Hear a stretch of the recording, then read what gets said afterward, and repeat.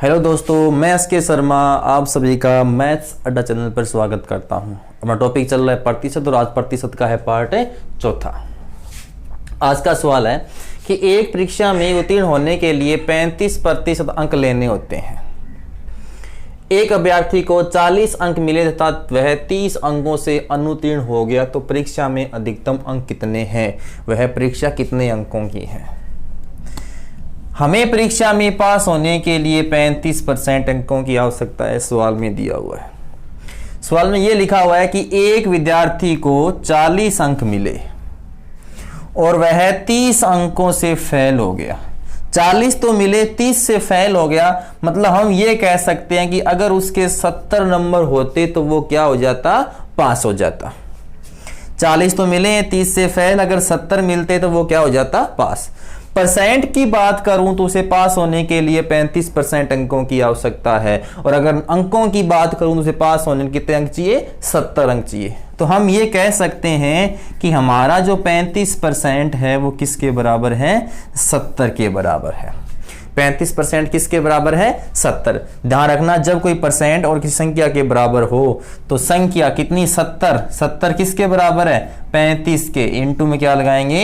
100। 35 दुआ 70 और 100 दुआ 200। इसका मतलब वह परीक्षा, उस परीक्षा के अधिकतम अंक कितने हैं? 200 है। तो ये रहा अपना अगला सवाल। एक परीक्षार्थी 30% अंक प्राप्त करके 5 अंकों से अनुत्तीर्ण हो जाता है। एक अन्य विद्यार्थी 40% अंक प्राप्त करके आवश्यक न्यूनतम अंकों से 10 अंक अधिक प्राप्त करता है। उत्तीर्ण होने के लिए आवश्यक न्यूनतम अंक कितने हैं?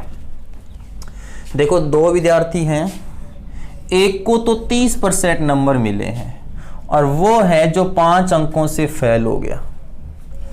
दूसरे बंदे को 40% अंक मिले हैं और वह क्या करता है? जितने अंक पास होने के लिए चाहिए उससे 10 नंबर ज्यादा आ गए। सिंपल लॉजिक की बात करें तो यहां से कितने परसेंट बढ़े हैं? 10% बढ़े हैं। तो यहां देखिए कि 10% बढ़ने के बाद में 5 तो कम आ रहे थे, ये कवर किए और 10 नंबर ज्यादा, मतलब इन दोनों परसेंट के बीच में कितने अंकों का अंतर है? 15 अंकों का अंतर है। देखो, 30% मिले तो 5 नंबर से फेल हो गया। जब 40 मिले, 10 नंबर ज्यादा आए तो 10 तो ज्यादा आ गए, 5 ये कवर किए। कहने का मतलब कितना अंतर आ गया? 15। तो हम ये कह सकते हैं कि 10% है वो किसके बराबर है? 15 के बराबर है। तो 15 किसके? 10 और इंटू में लगाएंगे 100। 1 0 से 1 0, मतलब वह परीक्षा कितने नंबरों की है? 150 अंकों की है। वह परीक्षा 150 अंकों की है। हमें याद करना है कि उत्तीर्ण होने के लिए कितने अंकों की आवश्यकता है। तो ये अपने कुल अंक आ गए कि वह परीक्षा कितने अंकों की है? 150। इसका एक फॉर्मूला होता है कुल अंक याद करने का कि जब 2 विद्यार्थियों के नंबर दिए गए हो, एक फेल और एक क्या है? पास, तो सूत्र क्या बनता है? सूत्र ये बनता है कि अंकों का योग बटे में प्रतिशत में अंतर और इंटू में 100। बस बात सेम वही है।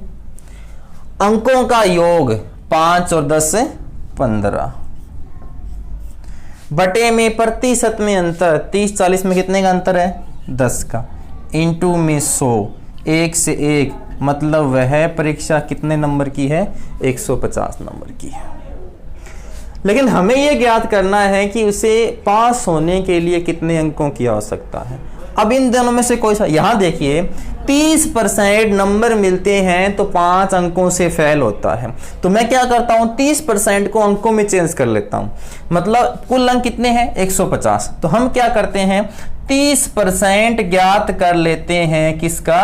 150 का। हम ज्ञात कर लेते हैं कि 30% कितना होता है? 150 का। 1 0 से 1 0, 1 0 से 1 0, 15 3 45, मतलब 30% का मतलब क्या हो गया?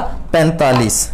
तो अब अपना सवाल बन गया कि 45 45 नंबर आने के बाद भी वह 5 अंकों से फेल हो जाता है। इसका मतलब 45 तो आए, 5 से फेल हो गए, तो 45 और 5 कितना हो गया? 50। देखो 30% था, हमसे अंक पूछे हैं तो मैंने अंकों को चेंज कर लिया, 30% को अंकों में चेंज कर लिया। कुल परीक्षा 150 नंबर की थी, मैंने ज्ञात किया 30% कितना होता है? 150 का 45 होता है। मतलब अब ये सवाल बन गया कि 45 अंक आने के बाद भी 5 अंकों से फेल हो गया। 45 तो मिले, 5 से फेल हुआ, इसका मतलब 45 तो मिले, 5 से फेल हुआ। अगर उसके 50 नंबर आ जाते तो वो क्या हो जाता? पास हो जाता। मतलब उस परीक्षा का जो क्या लिखा है, क्या पूछा अपने से? न्यूनतम अंक पास होने के लिए कितने चाहिए? 50 चाहिए।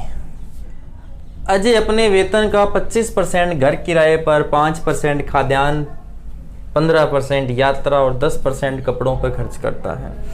27,000 रुपए की बचत करता है। अजय की मासिक आय कितनी है? ध्यान रखना है कि कोई भी व्यक्ति है वो अपने आप में 100% कमाता है, 100% कमाता है। अब देखो बंदे ने 100% कमाए, उसमें से क्या हुआ? 25% घर किराए पर, 5% खाद्यान्न पर, 15% यात्रा पर, 10% कपड़ों पर, इतना वो क्या कर देता है? खर्च कर देता है। मतलब 25 और 5 30, 30 और 10 40, 40 और 15 55% का खर्चा कर दिया। 100% कमाया, 55% का खर्चा कर दिया, मतलब 45% की बचत होगी उसके पास में। अब परसेंट के हिसाब से मैं बात करूं तो 45% की बचत होगी। सिंपल सी बात है, कोई व्यक्ति अपने आप में 100% कमाता है, इतना खर्चा दिया हुआ है सवाल के अंदर, हमने जोड़ के माइनस किया, 45% टोटल बचत आ गई। 45% है वो किसके बराबर है? 27,000 के बराबर है। हमें 100% का मान ज्ञात करना है, तो मैं कह सकता हूं कि 27,000 45% के बराबर है, इंटू में लगा देते हैं 100। 9 5 45, 9 तिया 27, 9 से काट दिया, ये काट देते हैं 5 चौके 20 5 100, 3 दुआ 6। इसका मतलब उस बंदे की जो टोटल आय है वो कितनी है? 60,000 रुपए है। तो ये रहा अपना अगला सवाल। राम अपनी मासिक आय का 20% अपनी घरेलू आवश्यकताओं पर, शेष आय का 15% पुस्तकों पर तथा शेष आय का 30% कपड़ों पर खर्च करता है। अब उसके पास 9,250 रुपए शेष बचते हैं, तो मासिक आय ज्ञात कीजिए। अब देखो इस सवाल में शेष का दिया हुआ है, इससे पहले सवाल में कहीं भी शेष का नाम हमने क्या किया? टोटल खर्चों को जोड़ के 100 में से माइनस किया। अब देखो इसमें क्या करना है? 20% अपनी घरेलू आवश्यकताओं पर खर्चा किया, टोटल 100% कमाता है, 20% खर्चा कर दिया, मतलब उसके पास कितना बचा? शेष है 80% बचा। अब इसने क्या किया? शेष का 15% पुस्तकों पर, शेष कितना? 80। अब देखो हमने 15% ज्ञात करना है किसका? 80 का। 1 0 से 1 0, 5 तिया 15, 5 दुआ 10, 4 दुआ 8, 4 तिया 12, मतलब 12% माने सही। तो 80 में से 12 गया, अपने पास बच गया 68% शेष बच गया। अब ये कह रहा है कि शेष का 30%, शेष कितना? शेष कितना? 68। 68 का 30% ज्ञात करेंगे, 30/100 इंटू 68, 1 0 से 1 0, 8 तिया 24, हंस लगी 2, 6 तिया 18 और 2 20, मतलब 20.4। 68 में से 20.4 गया, 47.6 बचा। 47.6 बच गया। सवाल में कह रहा है कि 9,520, 9,520। अब 9,520 जो है वो 47.6 के बराबर है, इंटू में लगाएंगे 100, पॉइंट आगे यहां लगा देंगे 0। अब 476 ऊपर है 9,520। अब कितनी बार कटेगा ये? 6 2 12, 14, तो कितने बार कट जाएगा? 2 बार कट जाएगा, 2 बार कटेगा तो अपना उत्तर कितना आ जाएगा, 20,000 आ जाएगा। मतलब उसकी मासिक आय कितनी हो जाएगी, 20,000 रुपये हो जाएगी। इस सवाल को हम और तरीके से भी कर सकते हैं, इस सवाल को हम अपने एक सिंपल तरीके से भी कर सकते हैं। जैसे मैं मान लेता हूं कि एक व्यक्ति की कुल आय A है, सबसे पहले 20% खर्चा किया तो उसका बच गया 80/100, फिर 15% खर्चा किया तो हम कह सकते हैं 85/100, और फिर उसने 30% खर्चा किया हम कह सकते हैं 70/100। बराबर में कितना बच गया, 9,520 बच गया इसका। तो अब इसको काट लेते हैं, 20/4 और 20×5 100 और 17×5 हो गया अपना 85। 1 0 से हम 1 0 काट लेते हैं। अब गुणा करेंगे तो 9,520 और इंटू में लग जाएगा 3 0 बटे 17 चौका 68, 68 को 7 से गुणा करेंगे, 7 8 56 6 से लगी 5, 7 6 42 और 5 47, 476।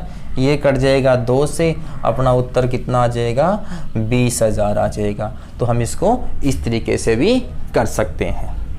एक हमने सीखा था इसका, जैसे मान लो कि 20% है, 20% को मैं 1/5 लिख सकता हूं। 15% है, इसको हम 3/20 लिख सकते हैं, और 30% को हम 3/10 लिख सकते हैं। अब ये तरीका जो करेंगे ये अपना ब्याज में भी काम आएगा, आगे लाभ आने में भी काम आ जाएगा। तो हम क्या करेंगे, सबसे पहले मैं मानता हूं कि इसके पास 5 रुपए है, 1 रुपया खर्चा कर दिया, उसके पास में कितने बच गए, 4 बच गए। अगली कंडीशन में मैं ये मानता हूं कि इसके पास में कितने रुपए हैं, 20, कितने रुपए खर्च कर दिए, 3, तो 20 में 3 खर्चा कितना कर दिया, बच गया बस में 17 बच गया। यहां मान लेता हूं कि उसके पास में कितने रुपए हैं, 10, कितना खर्चा कर दिया, 3, बचा कितना, 7। ये तो हो जाएगा पहले वाला, मतलब ये तो आ जाएगी आय, और ये हो जाएगा उसके पास में जो शेष बचा। 5 को 20 से गुणा किया 100, 100 को 10 से गुणा किया 1000। हम ये मान लेते हैं कि पहले उसके पास में 1000 रुपए थे। अब देखो 17 को 7 से किया 119 और 4 के 476। अब उसके पास में कितने बचे हैं, 476। गुणा किया मैंने, 5 का 20, 20 का 10 से किया, यह बन गया अपना 1000, और इनका गुणा किया ये बन गया 476। तो मैं कह सकता हूं कि शेष कितना बचा, 476, और आय कितनी थी उसकी, 1000 रुपए। सवाल में कह रहा है कि शेष बचा 9,520। अपने हिसाब से शेष कितना बचा, 476। अपने हिसाब से पहले की आय कितनी थी, 1000। तो देखो ये कट जाएगा 2 से, उत्तर आ गया अपना 20,000। तो हम इस तरीके से भी इसको कर सकते हैं। तो ये रहा अपना अगला सवाल। 50 केजी शीशे व टीन के मिश्रण में 60% शीशा है। इस मिश्रण में कितना शीशा मिलाने पर बने मिश्रण में 75% शीशा हो जाएगा। ये तो बिल्कुल सिंपल करते हैं इसको। अपने पास में 2 चीज है, क्या है, शीशा है और टीन है। अब देखो अगर 60% शीशा है तो सिंपल सी बात है कि 40% टीन होगा, क्योंकि कोई भी चीज होती है अपने आप में 100% होती है। अब हमें क्या करना है, शीशे को 75% करना है, तो जायज सी बात है कि टीन कितना हो जाएगा, 25% हो जाएगा। अब ध्यान इतना रखना है कि इसमें जो चीज हमें ज्ञात करनी है उसको छोड़ दें। सिंपल, शीशा, कितना शीशा मिलाने पर शीशे को छोड़ दिया हमने, जो चीज ज्ञात करनी है उसको छोड़ दो। क्या बच गया, टीन। सिंपल लिख लो बस, 40/25 इंटू में मात्रा कितनी है, 50 केजी, यहां पे लगा देंगे 50। 25 दुआ 50, 40 दुआ 80। कहने का मतलब अपना जो नया मिश्रण है वो कितने का बन गया, 80 केजी का। नया मिश्रण, अपना जो नया मिश्रण है वो बन गया 80 केजी का। तो नया मिश्रण 80 केजी का, पुराना मिश्रण अपना कितना था, 50 केजी का। तो हमने कितना मिला दिया, 30 kg और मिला दिया, तो अपना उत्तर कितना होगा? 30 kg हो जाएगा। दूसरा हम इसको अनुपात से भी कर सकते हैं, या अपन पर सिंपल कैसे करें, जैसे मान लो सीसा टीन है। अब मिलाना क्या है? सीसा। टीन में तो कोई चेंज ही नहीं करना, जो मैंने कहा है वो उसको बेसिक से सम से कर सकते हैं अपन। जैसे मान लो कि 60% सीसा है, तो सिंपल सी बात है कि 40% क्या है? टीन है।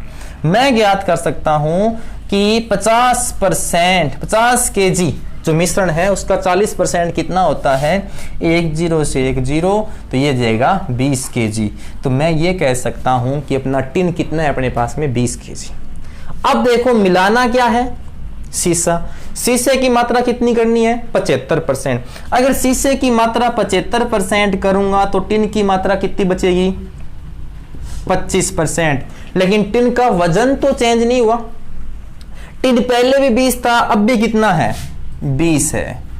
मतलब ये अपना जो 25% है वो किसके बराबर है?